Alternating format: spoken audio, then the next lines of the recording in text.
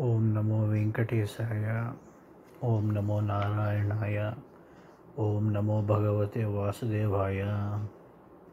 हरिः ओम। शुक्लांबरधरं विष्णुं शशिवर्णं चतुर्भुजं प्रसन्नवदनं ध्यायेत् सर्वविघ्नोपशान्तये।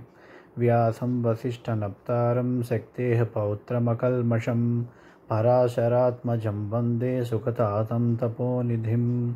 व्यासाय विष्णुरूपाय व्यासरूपाय विष्णवे नमो वै ब्रह्मनिधये वासिष्ठाय नमो नमः। अविकाराय शुद्धाय नित्याय परमात्मने सदैकरूपरूपाय विष्णवे सर्वजिष्णवे यस्य स्मरणमात्रेण जन्मसंसारबन्धनात् विमुच्यते नमस्तस्मै विष्णवे प्रभविष्णवे। ॐ नमो विष्णवे प्रभविष्णवे। श्रीवैशम्पायन उवाच श्रुत्वा धर्मानशेषेण पावनानि च सर्वशः युधिष्ठिरः शान्तनवं पुनरेवाभ्यभाषत। युधिष्ठिर उवाच किमेकं दैवतं लोके किं वाप्येकं परायणं स्तुवन्तः कं कमर्चन्तः प्राप्नुयुर्मानवाः शुभं। को धर्मः सर्वधर्माणां भवतः परमो मतः किं जपन्मुच्यते जन्तुर्जन्म संसारबन्धनात्। श्रीभीष्म उवाच जगत्प्रभुं देवदेवमनन्तं पुरुषोत्तमं स्तुवन्नाम सहस्रेण पुरुषः सततोत्थितः तमेव चार्चयन् नित्यं भक्त्या पुरुषमव्ययं ध्यायन् स्तुवन्नमस्यंश्च यजमानस्तमेव च। अनादिनिधनं विष्णुं सर्वलोकमहेश्वरं लोकाध्यक्षं स्तुवन्नित्यं सर्वदुःखातिगो भवेत्। ब्रह्मण्यं सर्वधर्मज्ञं लोकानां कीर्तिवर्धनं लोकनाथं महद्भूतं सर्वभूतभवोद्भवम्। एष मे सर्वधर्माणां धर्मोऽधिकतमो मतः यद्भक्त्या पुण्डरीकाक्षं स्तवैरर्चेन्नरः सदा। परमं यो महातेजः परमं यो महत्तपः परमं यो महद्ब्रह्मा परमं यः परायणं पवित्राणां पवित्रं यो मङ्गलानां च मङ्गलं दैवतं देवतानां च भूतानां यो व्ययः पिता यतः सर्वाणि भूतानि भवन्त्यादियुगागमे यस्मिंश्च प्रलयं यान्ति पुनरेव युगक्षये तस्य लोकप्रधानस्य जगन्नाथस्य भूपते विष्णोर्नाम सहस्रं मे शृणु पापभयापहम्। यानि नामानि गौणानि विख्यातानि महात्मनः ऋषिभिः परिगीतानि तानि वक्ष्यामि भूतये। ऋषिर्नाम्नां सहस्रस्य वेदव्यासो महामुनिः छन्दोनुष्टुप् तथा देवो भगवान् देवकीसुतः अमृतांशोद्भवो बीजं शक्तिर्देवकीनन्दनः त्रिसामा हृदयं तस्य शान्त्यर्धे विनियुज्यते। विष्णुं जिष्णुं महाविष्णुं प्रभविष्णुं महेश्वरम् अनेकरूपदैत्यान्तं नमामि पुरुषोत्तमम्। अस्य श्रीविष्णोर्दिव्यसहस्रनामस्तोत्रमहामन्त्रस्य श्रीवेदव्यासो भगवान् ऋषिः अनुष्टुप् छन्दः। श्रीमहाविष्णुः परमात्मा श्रीमन्नारायणो देवता अमृतांशोद्भवो भानुरिति बीजं देवकीनन्दनः स्रष्टेति शक्तिः उद्भवः क्षोभणो देव इति परमो मन्त्रः शङ्खभृन्नन्दकी चक्रीति कीलकं सार्ग्यधन्वा गदाधर इत्यस्त्रं रथाङ्गपाणिरक्षोभ्य इति नेत्रं त्रिसामा सामगः सामेति कवचम् आनन्दं परब्रह्मेति योनिः ऋतुसुदर्शनः काल इति दिग्बन्धः श्रीविश्वरूप इति ध्यानं श्रीमहाविष्णुप्रीत्यर्थे सहस्रनाम जपे विनियोगः। ध्यानं क्षीरोदन्वत्प्रदेशे शुचिमणिविलसत्सैकते मौक्तिकानां मालाक्लुप्तासनस्तः स्फटिकमणिनिभैर्मौक्तिकैर्मण्डिताङ्गः शुभ्रैरभ्रैरदभ्रैरुपरि विरचितैर्मुक्तपीयूषवर्षैः आनन्दीनः पुनीयादरिनलिनगदाशङ्खपाणिर्मुकुन्दः। भूः पादौ यस्य नाभिर्व्यदसुरनिलश्चन्द्रसूर्यौ च नेत्रे कर्णावासः शिरोद्यौर्मुखमपि दहनो यस्य वास्तेयमब्धिः अन्तस्थं यस्य विश्वं सुरनरखगो भोगि गन्धर्वदैत्यैः चित्रं रम्यते तं त्रिभुवनवपुषं विष्णुमीशं नमामि। ॐ नमो भगवते वासुदेवाय। शान्ताकारं भुजगशयनं पद्मनाभं सुरेशं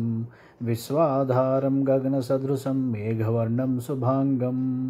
लक्ष्मीकान्तं कमलनयनं योगिहृद्यानगम्यं वन्दे विष्णुं भवभयहरं सर्वलोकैकनाथं मेघश्यामं पीतकौशेयवासं श्रीवत्साङ्कं कौस्तुभोद्भासिताङ्गं पुण्योपेतं पुण्डरीकायताक्षं विष्णुं वन्दे सर्वलोकैकनाथं नमः समस्तभूतानाम् आदिभूताय भूभृते अनेकरूपरूपाय विष्णवे प्रभविष्णवे सशङ्खचक्रं सकिरीटकुण्डलं सपीतवस्त्रं सरसीरुहेक्षणं सहारवक्षस्थलशोभिकौस्तुभं नमामि विष्णुं शिरसा चतुर्भुजम् छायायां पारिजातस्य हेमसिंहासनोपरि आसीनमम्बुदस्याममायताक्षमलङ्कृतं चन्द्राननं चतुर्बाहुं श्रीवत्साङ्कितवक्षसं रुक्मिणी सत्यभामाभ्यां सहितं कृष्णमाश्रये।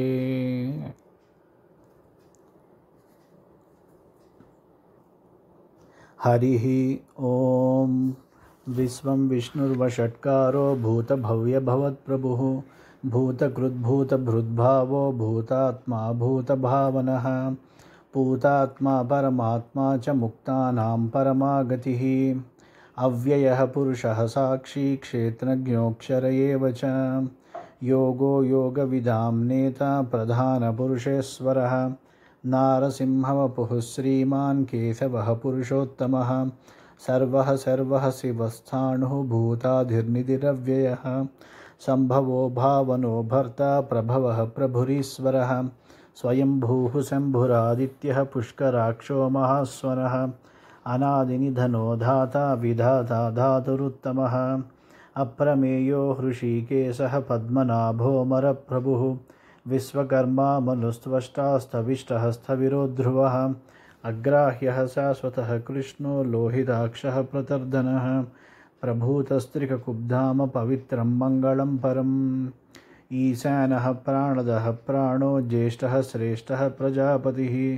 हिरण्यगर्भो भूगर्भो माधवो मधुसूदनः ईश्वरो विक्रमी धन्वी मेधावी विक्रमः क्रमः अनुत्तमो दुराधर्षः कृतज्ञः कृतिरात्मवान्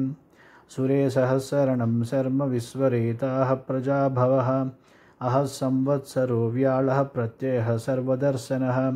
अजः सर्वेश्वरः सिद्धः सिद्धिः सर्वादिरच्युतः वृषाकपिरमेयात्मा सर्वयोगविनिःसृतः वसुर्वसुमनः सत्यः समात्मा संमितः समः अमोघः पुण्डरीकाक्षो वृषकर्मा वृषाकृतिः रुद्रो बहुशिरा बभ्रुः विश्वयोनिः शुचिस्रवाः अमृतः शाश्वतस्साणुः वरारोहो महातपाः सर्वगः सर्वविद्भानुः विश्वक्सेनो जनार्दनः वेदो वेदविदव्यङ्गो वेदाङ्गो वेदवित्कविः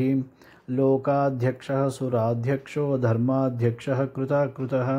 चतुरात्मा चतुर्व्यूहः चतुर्दंष्टश्चतुर्भुजः भ्राजिष्णुर्भोजनं भोक्ता सहिष्णुर्जगदादिजः अनघो विजयो जेता विश्वयोनिः पुनर्वसुः उपेन्द्रो वामनः प्रांशुः अमोघः शुचिरूर्जितः अतीन्द्रः सङ्ग्रहः सर्गो धृतात्मा नियमो यमः वेद्यो वैद्यः सदा योगी वीरः माधवो मधुः अतीन्द्रियो महामायो महोत्साहो महाबलः महाबुद्धिर्महावीर्यो महाशक्तिर्महाद्युतिः अनिर्देश्य वपुः श्रीमान् अमेयात्मा महादृधृक् महेश्वासो महीभर्ता श्रीनिवासः सताङ्गतिः अनिरुद्धः सुरानन्दो गोविन्दो गोविदाम्पतिः मरीचिर्दमनो हंसः सुवर्णो भुजगोत्तमः हिरण्यनाभः सुतपाः पद्मनाभः प्रजापतिः अमृत्युः सर्वदृक्सिंहः संधाता सन्धिमान् स्थिरः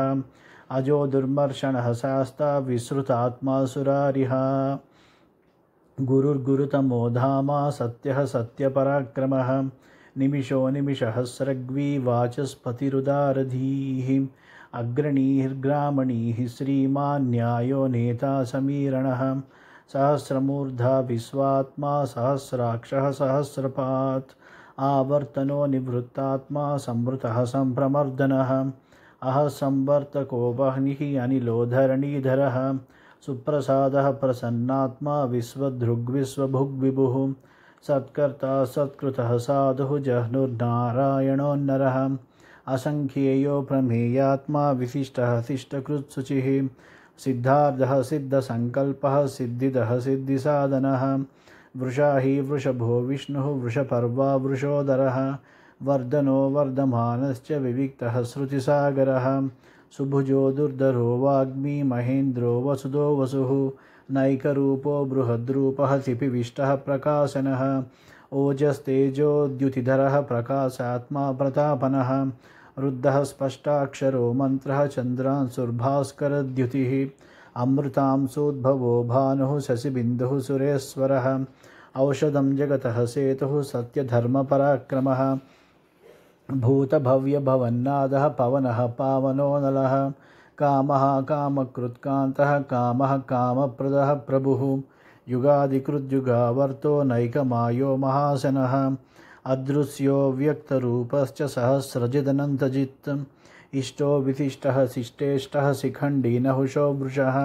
क्रोधः क्रोधकृत्कर्ता विश्वबाहुर्महीधरः अच्युतः प्रतितः प्राणः प्राणदो वासवानुजः अपां निधरधिष्ठानमप्रमत्तः प्रतिष्ठितः स्कन्दः स्कन्दधरो धुर्यो वरदो वायुवाहनः वासुदेवो बृहद्भानुः आदिदेवः पुरन्दरः अशोकस्तारणस्तारः शूरः सौरिर्जनेश्वरः अनुकूलः शतावर्तः पद्मी पद्मनिभेक्षणः पद्मनाभोरविन्दाक्षः पद्मगर्भः शरीरभृत् महर्षिः रुद्धो वृद्धात्मा महाक्षो गरुडध्वजः अतुलः शरभो भीमः समयज्ञो हविर्हरिः सर्वलक्षणलक्षण्यो लक्ष्मीवान् समितिञ्जयः विक्षरो रोहितो मार्गो हेतुर्दामोदरः सहः महीधरो महाभागो वेगवानमितासनः उद्भवः क्षोभणो देवः श्रीगर्भः परमेश्वरः करणं कारणं कर्ता विकर्ता गहनो गुहः व्यवसायो व्यवस्थानः संस्थानः स्थानदो ध्रुवः परर्धिः परमस्पष्टः तुष्टः पुष्टः शुभेक्षणः रामो विरामो विरजो मार्गो नेयो नयो नयः वीरः शक्तिमतां श्रेष्ठो धर्मो धर्मविदुत्तमः वैकुण्ठः पुरुषः प्राणः प्राणदः प्रणवः पृथुः हिरण्यगर्भः शत्रुघ्नो व्याप्तो वाजुरधोक्षजः ऋतुः सुदर्शनः कालः परमेष्टि परिग्रहः उग्रः संवत्सरो दक्षो विश्रामो विश्वदक्षिणः विस्तारः स्थावरः स्थाणुः प्रमाणं बीजमव्ययम् अर्धोऽनर्धो महाकोशो महाभोगो महाधनः अनिर्विण्णः स्तविष्टो भूः धर्मयूपो महामखः नक्षत्रनेमिर्नक्षत्री क्षमः क्षामः समीहनः यज्ञयुज्यो महेज्यश्च क्रतुः सत्रं शताङ्गतिः सर्वदर्शी विमुक्तात्मा सर्वज्ञो ज्ञानमुत्तमम् सुव्रतः सुमुखः सूक्ष्मः सुघोषः सुखदः सुहृत् मनोहरो जितक्रोधो वीरबाहुर्विदारणः स्वापनः स्ववसो व्यापी नैकात्मा नैककर्मकृत् वत्सरो वत्सलो वत्सी रत्नगर्भो धनेश्वरः धर्मगुप्धर्मकृद्धर्मी सत्क्षरमक्षरम् अविज्ञाता सहस्रांशुः विधाता कृतलक्षणः गभस्तिनेमिः सत्त्वस्थः सिंहो भूतमहेश्वरः आदिदेवो महादेवो देवेशो देवभृद्गुरुः उत्तरो गोपतिर्गोप्ता ज्ञानगम्यः पुरातनः शरीरभूतभृद्भोक्ता कपीन्द्रो भूरि दक्षिणः सोमपोऽमृतपः सोमः पुरुजित्पुरुषोत्तमः विनयो जयः सत्यसन्धो दासार्हः सात्पतां पतिः जीवो विनयिता साक्षी मुकुन्दो मितविक्रमः अम्भोनिधिरनन्तात्मा महोदधिशयोऽन्तकः अजो महार्हः स्वाभाव्यो जितामित्रः प्रमोदनः आनन्दो नन्दनो नन्दः सत्यधर्मा त्रिविक्रमः महर्षिः कपिलाचार्यः कृतज्ञो मेदिनीपतिः त्रिपदस्त्रिदशाध्यक्षो महाशृङ्गः कृतान्तकृत् महावराहो गोविन्दः सुषेणः कनकाङ्गदी गुह्यो गभीरो गहनो गुप्तश्चक्रगदाधरः वेदाः स्वाङ्गोजितः कृष्णो दृढः सङ्कर्षणोच्युतः वरुणो वारुणो वृक्षः पुष्कराक्षो महामनाः भगवान् भगहानन्दी वनमाली हलायुधः आदित्यो ज्योतिरादित्यः सहिष्णुर्गतिसत्तमः सुधन्वा खण्डपरशुः दारुणो द्रविणप्रदः दिवि स्पृक्सर्वदृग्व्यासो वाचस्पतिरयो निजः त्रिसामासामगः साम निर्वाणं भेषजं भिषक् सन्न्यासकृत्समः शान्तो निष्ठा शान्तिः परायणं शुभाङ्गः शान्तितः स्रष्टा कुमुदः कुवलेशयः गोहितो गोपतिर्गोप्ता वृषभाक्षो वृषप्रियः अनिवर्ती निवृत्तात्मा संक्षेप्ता क्षेमकृत्शिवः श्रीवत्सवक्षः श्रीवासः श्रीपतिः श्रीमतां वरः श्रीधः श्रीसः श्रीनिवासः श्रीनिधिः श्रीविभावनः श्रीधरः श्रीकरः श्रेयः श्रीमान् लोकत्रयाश्रयः स्वक्षः स्वङ्गः सदानन्दो नन्दिर्ज्योतिर्गणेश्वरः विजितात्मा विधेयात्मा सत्कीर्तिश्चिन्नसंशयः उदीर्णः सर्वतश्चक्षुः अनीशः शाश्वतस्थिरः भूषयो भूषणो भूतिः विशोकः शोकनाशनः अर्चिष्मानर्चितः कुम्भो विशुद्धात्मा विशोधनः अनिरुद्धो प्रतिरथः प्रद्युम्नोमितविक्रमः कालनेमिनिः वीरः सौरिः सूरजनेश्वरः त्रिलोकात्मा त्रिलोकेशः केशवः केशिहा हरिः कामदेवः कामपालः कामीकान्तः कृतागमः अनिर्देश्यो पुर्विष्णुः वीरोऽनन्तो धनञ्जयः ब्रह्मण्यो ब्रह्मकृद्ब्रह्मा ब्रह्मविवर्धनः ब्रह्मविद्ब्राह्मणो ब्रह्मी ब्रह्मज्ञो ब्राह्मणप्रियः महाक्रमो महाकर्मा महातेजा महोरगः महाक्रतुर्महायज्वा महायज्ञो महाहविः स्तव्यः स्तवप्रियः स्तोत्रं स्तुतिः स्तोतारणप्रियः पूर्णः पूरयिता पुण्यः पुण्यकीर्तिरणामयः मनोजवस्तीर्धकरो वसुरेता वसुप्रदः वसुप्रदो वासुदेवो वसुर्वसुमनाहविः सद्गतिः सत्कृतिः सत्ता सद्भूतिः सत्परायणः सूरसेनो यदुश्रेष्ठः सन्निवासः सुयामुनः भूतावासो वासुदेवः सर्वासु निलयो नलः दर्पः दर्पदो दृप्तो दुर्धरोऽथापराजितः विश्वमूर्तिर्महामूर्तिः दीप्तमूर्तिरमूर्तिमान् अनेकमूर्तिरव्यक्तः शतमूर्तिः शताननः एको नैकः स वः कः किं यत्तत्पदमनुत्तमं लोकबन्धुर्लोकनाथो माधवो भक्तवत्सलः सुवर्णवर्णो हेमाङ्गो वराङ्गश्चन्दनाङ्गदी वीरः विषमः शून्यो घृता क्षीरचलश्चलः अमानीमानदो मान्यो लोकस्वामी त्रिलोकधृत् सुमेधा मेधजो धन्यः सत्यमेधाधराधरः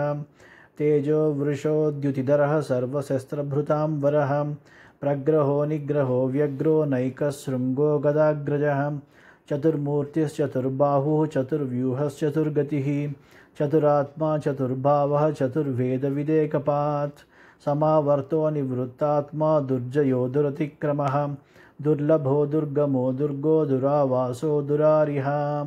शुभाङ्गो लोकसारङ्गः सुतन्तुस्तन्तुवर्धनः इन्द्रकर्मा महाकर्मा कृतकर्मा कृतागमः उद्भवः सुन्दरः सुन्दो रत्ननाभः सुलोचनः आर्को वाजसनः शृङ्गी जयन्तः सर्वविजयी सुवर्णबिन्दुरक्षोभ्यः सर्ववागीश्वरेश्वरः महाह्रदो महागर्तो महाभूतो महानिधिः कुमुदः कुन्दरः कुन्दः पर्जन्यः पावनोऽनिलः अमृतांशोऽमृतवपुः सर्वज्ञः सर्वतोमुखः सुलभः सुव्रतः सिद्धः शत्रुजित् शत्रुतापनः न्यग्रोदोदुम्बरो स्वेत्तः चाणोरान्ध्रणिषूधनः सहस्रार्चिः सप्तजिह्वः सप्तैधाः सप्तवाहनः अमूर्तिरणघोचिन्त्यो भयकृद्भयनाशनः अणुर्बृहत्कृशः स्थूलो गुणभृन्निर्गुणो महान् अधृतः स्वधृतः स्वास्थ्यः प्राग्वंसोवंसवर्धनः भारभृत्कथितो योगी योगी सः सर्वकामदः आश्रमः श्रमणः क्षामः सुवर्णो वायुवाहनः धनुर्धरो धनुर्वेदो दण्डो दमयिता दमः अपराजितः सर्वसहो नियन्ता नियमो यमः सत्त्ववान् सात्विकः सत्यः सत्यधर्मपरायणः अभिप्रायः प्रियार्होर्हः प्रियकृत्प्रीतिवर्धनः विहाय स गतिर्ज्योतिः सुरुचिर्हुतभुग्विभुः रविर्विरोचनः सूर्यः सविता रविलोचनः अनन्तो हुतभुग्भोक्ता सुखदो नैकदोऽग्रजः अनिर्विण्णः सदामर्षि लोकाधिष्ठानमद्भुतः सनातनतमः कपिलः कपिरव्ययः स्वस्तितः स्वस्तिकृत् स्वस्ति स्वस्तिभुक् स्वस्ति दक्षिणः अरौद्रः कुण्डली चक्री विक्रम्यूर्जितशासनः शब्दातिगः शब्दसः शिशिरः शर्वरीकरः अक्रूरः पेसलो दक्षो दक्षिणः क्षमिणाम्बरः विद्वत्तमो वीतभयः पुण्यश्रवणकीर्तनः उत्तारणो दुष्कृतिः पुण्यो दुःस्वप्ननाशनः वीरः रक्षणः सन्तो जीवनः पर्यवस्थितः अनन्तरूपोऽनन्तश्रीः जितमन्युर्भयापहः चतुरस्रो गभीरात्मा विदिशो व्यादिशो दिशः अनादिर्भूर्भुवो लक्ष्मीः सुवीरो रुचिराङ्गदः जननो जनजन्मादिः भीमो भीमपराक्रमः आधारनिलयो धाता पुष्पहासः प्रजागरः ऊर्ध्वगः सत्पथाचारः प्राणदः प्रणवः पणः प्रमाणं प्राणनिलयः प्राणभृत्प्राणजीवनः तत्त्वं तत्त्वविधेकात्मा जन्मं मृत्युजरातिगः भूर्भुवः स्वस्तरुस्तारः सविता प्रपितामहः यज्ञो यज्ञपतिर्यज्वा यज्ञाङ्गो यज्ञवाहनः यज्ञभृत्यज्ञकृत्यज्ञी यज्ञभुग्यज्ञसाधनः यज्ञान्तकृत्यज्ञगुह्यमन्नमन्नाद एव च आत्मयोनिः स्वयं जातो वैखानः सामगायनः देवकीनन्दनः स्रष्टा क्षितीशः पापनाशनः शङ्खभृन्नन्दकी चक्री सार्गधन्वा गदाधरः रथाङ्गपाणिरक्षोभ्यः सर्वप्रहरणायुधः शङ्खभृन्नन्दकी चक्री सार्गधन्वा गदाधरः रथाङ्गपाणिरक्षोभ्यः सर्वप्रहरणायुधः श्री सर्वप्रहरणायुध ॐ नम इति वनमाली गदी सार्गी शङ्खी चक्री च नन्दकी श्रीमान्नारायणो विष्णुर्वासुदेवोऽभिरक्षतु वनमाली गदी सार्गी शङ्खी चक्री च नन्दकी श्रीमान्नारायणो विष्णुर्वासुदेवोऽभिरक्षतु वनमाली गदी सार्गी शङ्खी चक्री च नन्दकी श्रीमान्नारायणो विष्णुर्वासुदेवोऽभिरक्षतु इतीदं कीर्तनीयस्य केशवस्य महात्मनः नाम्नां सहस्रं दिव्यानाम् अशेषेण प्रकीर्तितं य इदं शृणुयान् नित्यं यश्चापि परिकीर्तयेत् नाशुभं प्राप्नुयात् किञ्चित् सोमुत्रेह च मानवः वेदान्तगो ब्राह्मणः स्यात् क्षत्रियो विजयी भवेत् वैश्यो धनसमृद्धः स्यात् शूद्रः सुखमवाप्नुयात् धर्मार्थी प्राप्नुयात् धर्ममर्थार्थी चार्धमाप्नुयात् कामान् अवाप्नुयात् कामी प्रजार्थी प्राप्नुयात् प्रजां भक्तिमान्यः सदोत्थाय शुचिस्तद्गतमानसः सहस्रं वासुदेवस्य नाम्नामेतत् प्रकीर्तयेत् यशः प्राप्नोति विपुलं याति प्राधान्यमेव च अचलां श्रियमाप्नोति श्रेयः प्राप्नोत्यनुत्तमम् न भयं क्वचिदाप्नोति वीर्यं तेजश्च विन्दति भवत्यरोगो द्युतिमान् बलरूपगुणान्वितः रोगार्तो मुच्यते रोगात् बद्धो मुच्येत बन्धनात् भयान्मुच्येत भीतस्तु मुच्येतापन्न आपदः दुर्गाण्यतितरत्यासु पुरुषः पुरुषोत्तमम् स्तुवन्नाम सहस्रेण नित्यं भक्तिसमन्वितः वासुदेवाश्रयो मर्त्यो वासुदेवपरायणः सर्वपापविशुद्धात्मा याति ब्रह्मसनातनं न वासुदेवभक्तानामशुभं विद्यते क्वचित् जन्म मृत्युजरा व्याधिभयं नैवोपजायते इमं स्तवमधीयानः श्रद्धा भक्तिसमन्वितः युज्येतात्मसुखक्षान्तिश्रीधृतिस्मृतिकीर्तिभिः न क्रोधो न च मात्सर्यं न लोभो नाशुभा मतिः भवन्ति कृतपुण्यानां भक्तानां पुरुषोत्तमे द्यौः सचन्द्रार्कनक्षत्राखं दिशो भूर्महोदधिः वासुदेवस्य वीर्येण विधृतानि महात्मनः ससुरासुरगन्धर्वं सयक्षोरगराक्षसं जगद्वशे वर्ततेदं कृष्णस्य सचराचरम् इन्द्रियाणि मनोबुद्धिः सत्त्वं तेजो बलं धृतिः वासुदेवात्मकान्याहुः क्षेत्रं क्षेत्रज्ञ एव च सर्वागमानामाचारः प्रथमं परिकल्पते आचारप्रभवो धर्मो धर्मस्य प्रभुरच्युतः ऋषयः पितरो देवा महाभूतानि धातवः जङ्गमाजङ्गमं चेदं जगन्नारायणोद्भवम् योगो ज्ञानं तथा साङ्ख्यं विद्याः शिल्पादिकर्म च वेदाः शास्त्राणि विज्ञानम् एतत् सर्वं जनार्दनात् एको विष्णुर्महद्भूतं पृथग्भूतान्यनेकशः त्रीन् लोकान् व्याप्य भूतात्मा भुङ्क्ते विश्वभुगव्ययः इमं स्तवं भगवतो विष्णोर्व्यासेन कीर्तितं पठेद्यैच्छेत् पुरुषः श्रेयः प्राप्तुं सुखानि च विश्वेश्वरमजं देवं जगतः प्रभुरव्ययं भजन्ति ये पुष्कराक्षं न ते यान्ति पराभवं न ते यान्ति पराभवमों नम इति अर्जुन उवाच पद्मपत्रविशालाक्ष पद्मनाभसुरोत्तमा भक्तानामनुरक्तानां त्राता भवजनार्दन श्रीभगवानुवाच यो मां नाम सहस्रेण स्तोतुमिच्छति पाण्डवा सोऽहमेकेन श्लोकेन स्तुत एव न संशयः स्तुत एव न संशय ॐ नम इति व्यास उवाच वासनाद्वासुदेवस्य वासितं भुवनत्रयं सर्वभूतनिवासोऽसि वासुदेव नमोऽस्तु ते श्रीवासुदेव नमोऽस्तु ते ॐ नम इति पार्वत्युवाच केनोपायेन लघुना विष्णोर्नाम सहस्रकं पठ्यते पण्डितैर्नित्यं श्रोतुमिच्छाम्यहं प्रभो ईश्वर उवाच श्रीराम राम रामेति रमे रामे मनोरमे सहस्रनाम तत्तुल्यं रामनाम वरानने श्रीराम राम रामेति रमे रामे मनोरमे सहस्रनाम तत्तुल्यं रामनाम वरानने श्रीराम राम रामेति रमे रामे मनोरमे सहस्रनाम तत्तुल्यं रामनाम वरानने श्रीराम नाम वरानन ॐ नम इति ब्रह्मोवाच नमोऽस्त्वनन्ताय सहस्रमूर्तये सहस्रपादाक्ष शिरोरुबाहवे सहस्रनाम्ने पुरुषाय शाश्वते सहस्रकोटियुगधारिणे नमः सहस्रकोटियुगधारिणे नम ॐ नम इति संजय उवाच यत्र योगेश्वरः कृष्णो यत्र पार्थो धनुर्धरः तत्र श्रीर्विजयो भूतिर्ध्रुवा नीतिर्मतिर्मम श्रीभगवानुवाच अनन्याश्चिन्तयन्तो मां ये जनाः पर्युपासते तेषां नित्याभियुक्तानां योगक्षेमं वहाम्यहं परित्राणाय साधूनां विनाशाय च दुष्कृतां धर्मसंस्थापनार्थाय सम्भवामि युगे युगे